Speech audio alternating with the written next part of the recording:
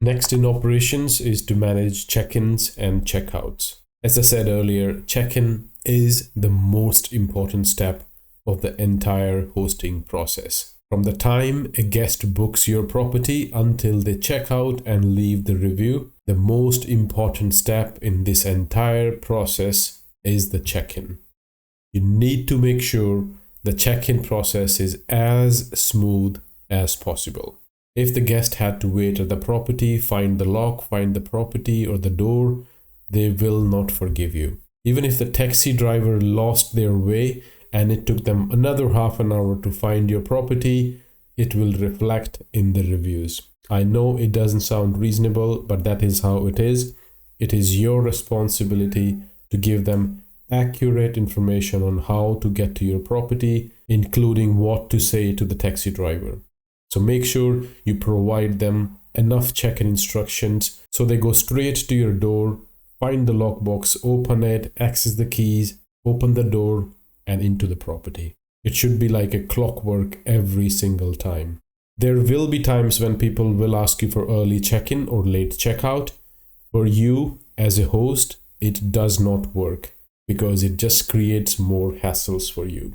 You will either need to finish cleaning early or start cleaning late, and it just creates problems for you and for your cleaner. So your standard answer should be to say no, I won't be able to accommodate early check-in or late checkout. In addition to the extra hassle, there is one more key reason for declining the early check-in or late checkout. The Airbnb insurance, which covers your property for any kind of damage and you against any kind of liability claim. That insurance covers you from the check-in time to the checkout time of the guest. If you are letting them check in early or letting them stay longer for that extra time, your property and you are not covered by Airbnb insurance. And that's why my advice to you would be, do not entertain early check-in or late checkout by default. Do not make it a habit. I still allow exceptions if people are traveling with kids, elderly parents, or if they have any mobility issues, but I do not make it a habit. And that is what I would recommend you as well. And no doubt, if you let them check in early or stay longer, it does increase the customer satisfaction. They are more likely to give you a glowing 5-star review, but at an additional cost to you. So it's a fine line. You have to make a decision when you would allow an early check-in or late checkout. But as a standard, try and avoid them as much as you can. If you really want to help them, let them drop the luggage and they can come back later. For example, if someone is arriving early in the day, I let them drop the luggage anytime after 11 o'clock because that's when my previous guest would have checked out. They can come, drop the luggage and go out and come back at 3 o'clock.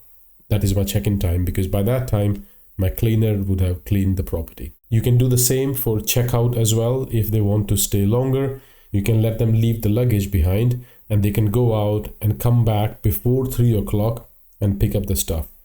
But it has its own complications. People generally, what I've seen, when they come back to pick up the luggage, they try and use the toilet. They may try and have a glass of water. They may leave footsteps around the property and it may appear to the next guest. So try and avoid it. Never let the previous guest leave their luggage behind and the next guest checking in early or dropping their luggage early. If you're letting both the guests drop their luggage, it can potentially lead to more problems of people saying my luggage is missing and all that kind of stuff. So try and ignore all that. If you really want to help them, let them drop the luggage and they can come back. And when you're letting them drop the luggage early, it has a drawback as well. They may come during the cleaning hours and they might see how the property was left by the previous guests. And depending on how messy they left it, it may leave a very bad first impression. And your cleaner may not like it when someone is walking in there while they are still cleaning. Try and avoid all this. In terms of telling the guest where the lockbox is, it is best to send them a picture of the lockbox from a distance so they can see where it is located. There could be multiple lockboxes and sometimes people struggle. What I've seen is the best thing to do is just give them a photo, highlight where the lockbox is and write the code on the lockbox so they know exactly what they need to do with it. So a picture is very handy when it comes to highlighting the lockbox over your property door. Another doubt people have when they are using a lockbox is, should they change the code every time the guest leaves?